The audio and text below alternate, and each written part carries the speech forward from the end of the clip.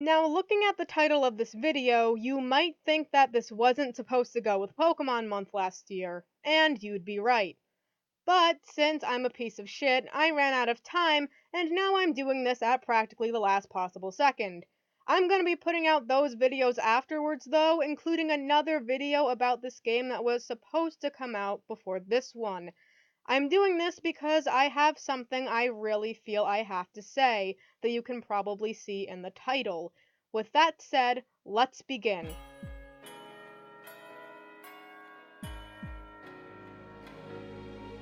Hello everyone, this is VG Master 2, and you could probably tell I sound really bitter.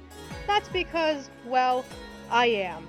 Pokemon Let's Go Pikachu and Eevee. Two games that exist, but let's be real, really shouldn't. Kinda a shame, cause when they were first announced, I thought they were pretty decent looking spin-offs. And while they are spin-offs, yeah, not so decent.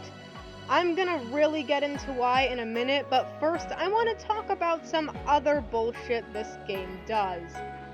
Now, it's no secret that these games are nostalgia pandering up the ass to Gen 1ers, even though they're not gonna touch this game with a 10-foot pole, since it's not red and blue on the Game Boy. What's pretty interesting is some of the things they actually have. Shinies for one, but those are just easy palette swaps. There's actually Dark, Fairy, and Steel types too. I thought Game Freak's head was so far up their ass they wouldn't have them. Apparently they do, which I guess is nice.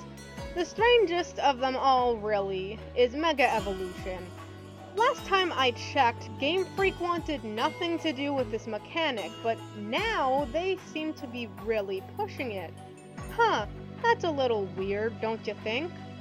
However, there's still a lot of things that aren't in these games, like abilities and held items, you know, things that have been around for over a decade.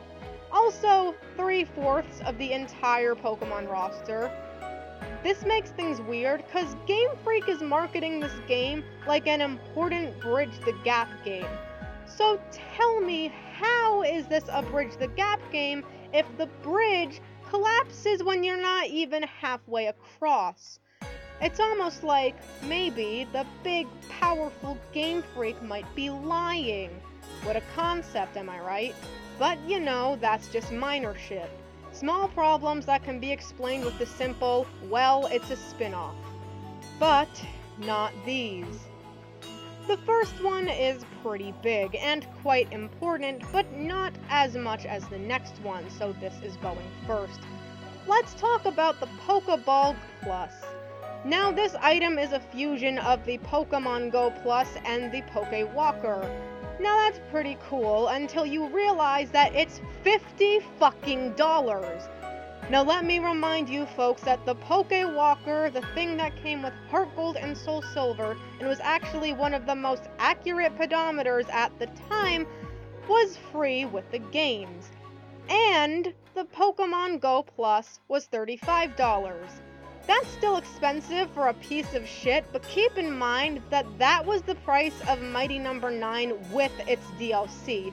So not only is this fucking thing more expensive than a bad console game, it's more expensive than every 3DS game ever. So what does it do?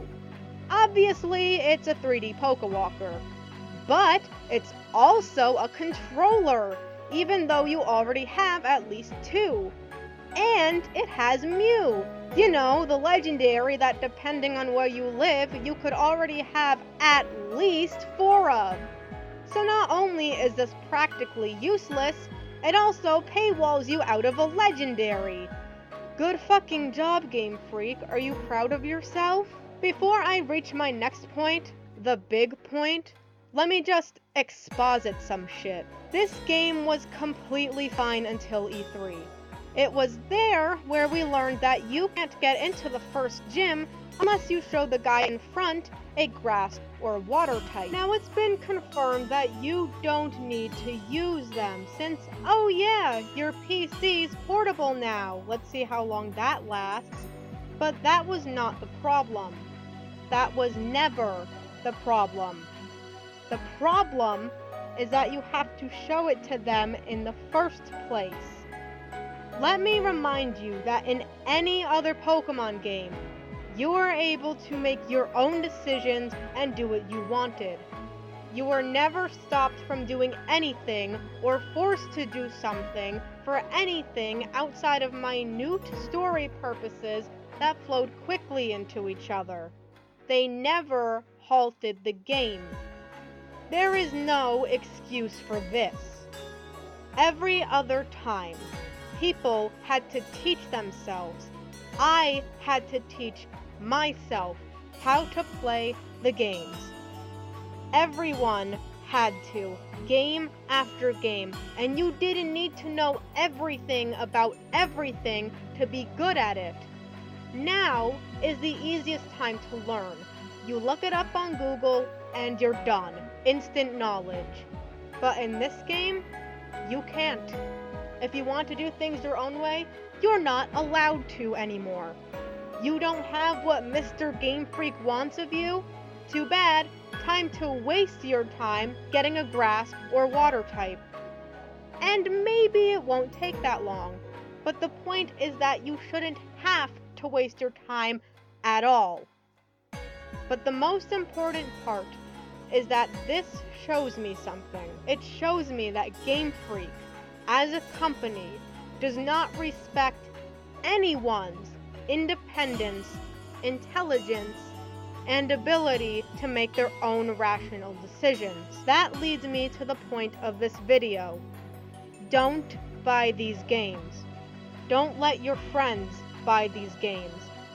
Because if this game sells well, Game Freak will think that this is okay, and they'll keep doing it, and it could destroy the franchise. That's why I'm gonna ask this. And I would never do it if I didn't think it was important. Anyone who watches this, spread the word. Tell as many people as you can. Go on Twitter. Do anything in your legal ramifications. Tell the big Pokemon YouTubers, because even if they denounce me and disagree with me, at least they'll know of the fact that this is what may possibly be happening. I know this is on extremely short notice, but I also know that videos can go viral damn fast. You don't even have to link them this video, as long as you get the main point across. Like I said, I would never do this if I didn't feel like this was important. So please, spread the word. That's all I ask. I'm VG Master 2, and I hope to see you next time.